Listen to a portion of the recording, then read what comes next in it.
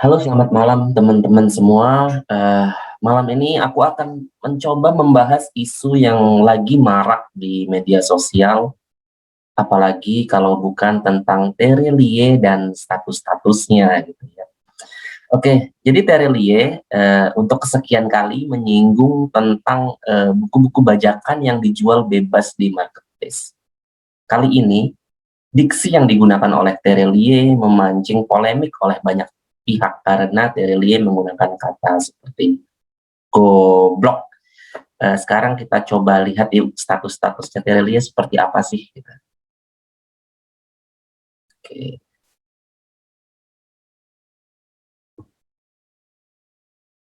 Jadi status-statusnya Terelie itu adalah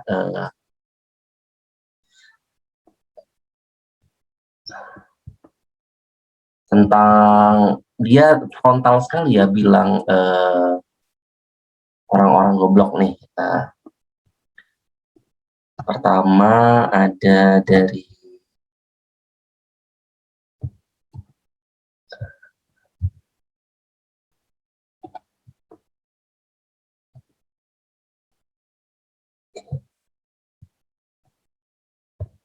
ada kata bangsat juga gitu ya. Jadi dia bilang buku kamus ini originalnya 178.000, hardcover 120, soft covernya 120.000, tapi banyak dijual 40.000, 60.000 gitu ya. Ada kata bangsat, ada kata goblok gitu ya.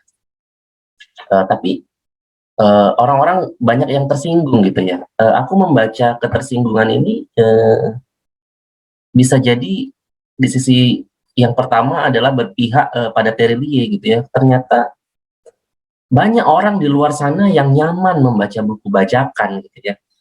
Fenomena ini juga kutemukan gitu di beberapa grup-grup WhatsApp gitu yang ironisnya mengatasnamakan dirinya grup-grup literasi. Jadi mereka dengan bebas menjual buku bajakan berupa PDF ilegal, yang ini lebih parah lagi ya. Jadi PDF ilegal itu dijual bebas dengan harga yang sangat murah gitu. Satu ada 1.000, 2.000 gitu, dan mereka nggak malu-malu lagi gitu untuk menyebarluaskan PDF yang dijual bebas secara ilegal itu gitu ya. Apalagi ada juga yang kemudian mendapatkan dan menyebarluaskannya dengan cuma-cuma. Uh, itu ironis gitu ya. Karena kan kita tahu tuh di lembar depan buku itu selalu ada larangan untuk menyebarluaskan gitu ya. Atau apalagi untuk mengomersialisasi buku-buku yang ada, karena ada hak ciptanya yang dilanggar di situ, kasihan penulisnya. Jadi ini memang fenomena yang luar biasa dahsyat sebenarnya tentang bajakan, dan aku memahami kenapa Terelie bisa bereaksi begitu keras, apalagi kalau kita tidak melihat status Terelie itu berdiri sendiri gitu ya. Jadi kita tidak melihat status Terelie yang sekarang itu berdiri sendiri.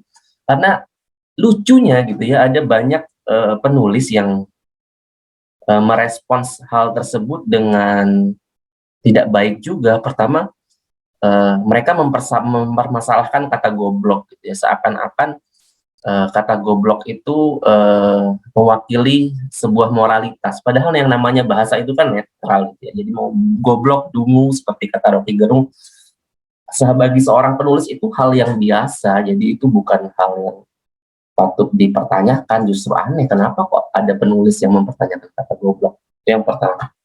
Yang kedua, eh, kenapa kok cuma yang beli buku bajakan yang diteriaki goblok? Oh, enggak gitu ya. Nah, Terelie juga sering menyinggung tentang regulasi, tentang pemerintah gitu ya.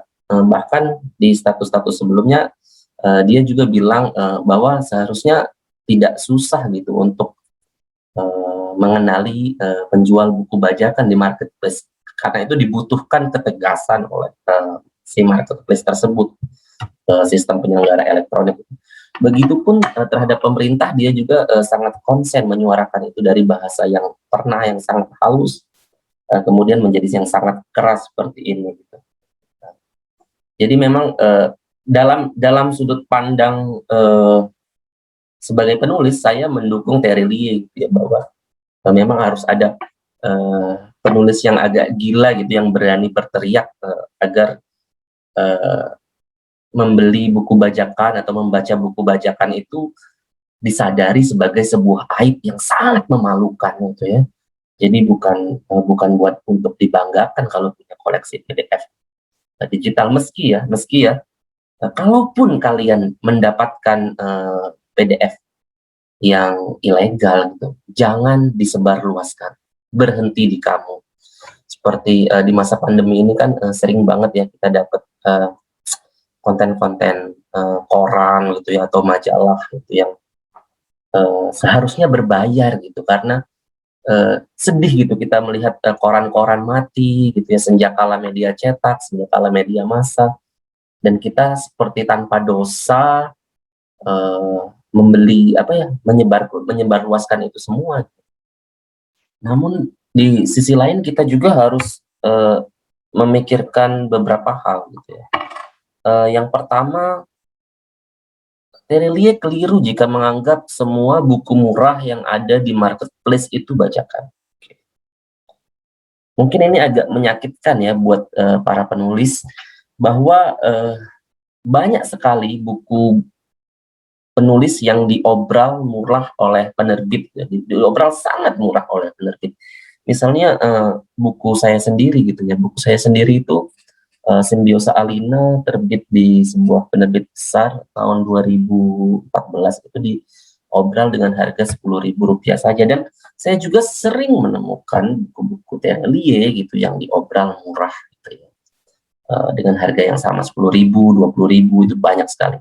Bahkan waktu kuliah saya pernah membeli buku obralan Terelie itu sangat banyak, dan saya jual kembali dengan harga 2 kali lipat daripada harga obral gitu, dan alhamdulillah cukup laku.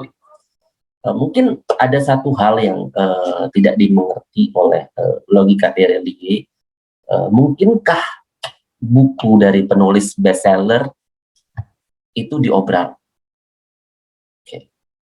Jawabannya sangat mungkin gitu ya. Jadi salah satu strategi untuk bertahan di toko buku atau melariskan diri di toko buku adalah meningkatkan oplak cetak gitu.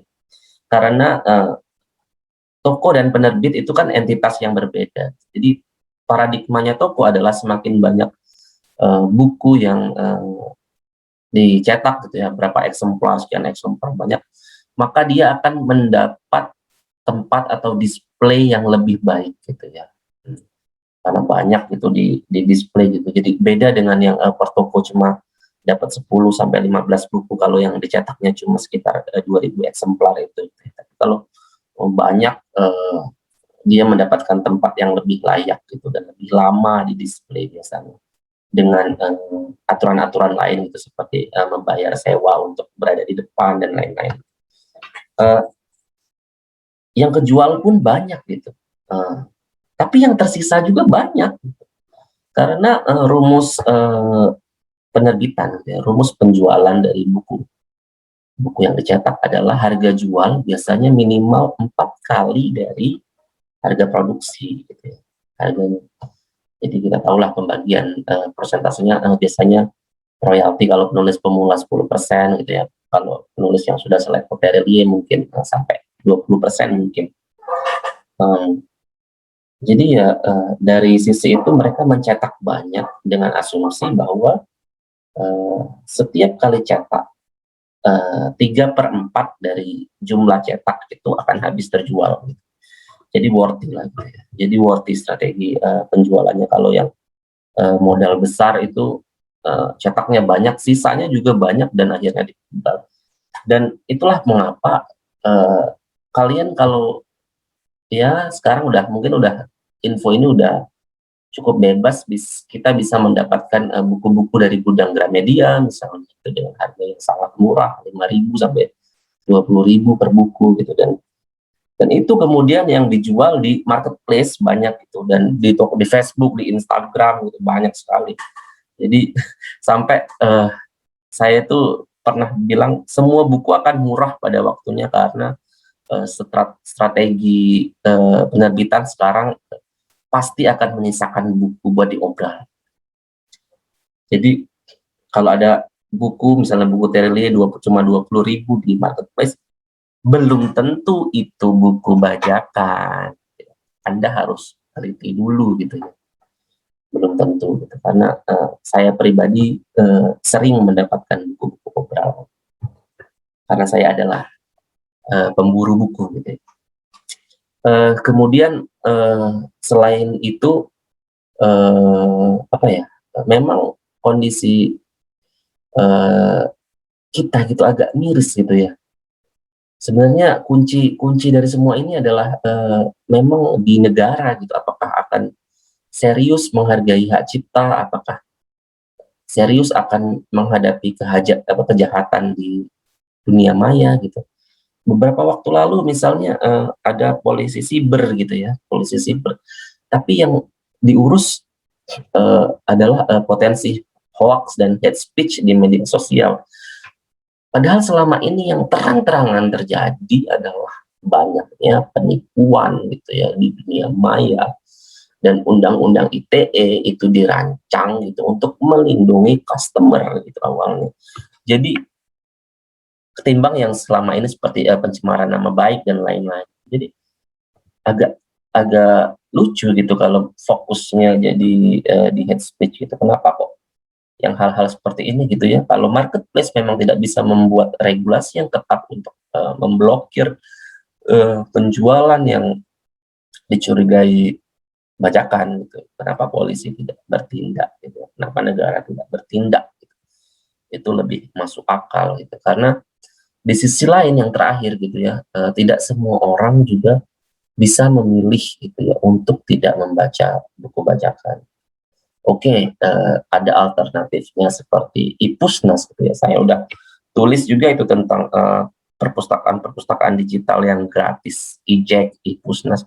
Tapi tahukah Anda ribet di iPusnas itu? Kita stok bukunya itu sangat terbatas. Jadi misal dia satu judul punya 20 buku gitu ya. Kalau udah ada 20 orang yang meminjam gitu, maka kita harus antre untuk dapat meminjam buku selama beberapa hari doang gitu yang harus habis. Jadi beda memang. Nggak bisa 20 stok rata-rata di iPusnas ya rata-rata 20 buku gitu ya, 10 sampai 20 buku, dan kita disuruh untuk membaca di situ gitu ya. Dari seluruh rakyat Indonesia harus antre gitu. Gimana sampai berapa lama kita baru bisa dapat giliran membaca buku? Mungkin pas udah lupa baru dapat giliran dan nggak kebaca, nggak punya waktu, atau nggak sempat gitu ya, nggak pas waktu untuk membaca gitu. Jadi memang iPusnas itu bukan sebuah solusi yang utama gitu untuk buku gitu. Termasuk juga sekarang udah ada aplikasi-aplikasi e-book berbayar berlangganan secara digital gitu ya, yang memudahkan kita gitu untuk membaca, tapi ternyata pada praktiknya tidak sesederhana itu gitu. Jadi masyarakat ternyata membutuhkan buku-buku yang murah gitu. Mereka tidak memandang itu asli atau bajakan, tapi buku yang murah gitu endingnya.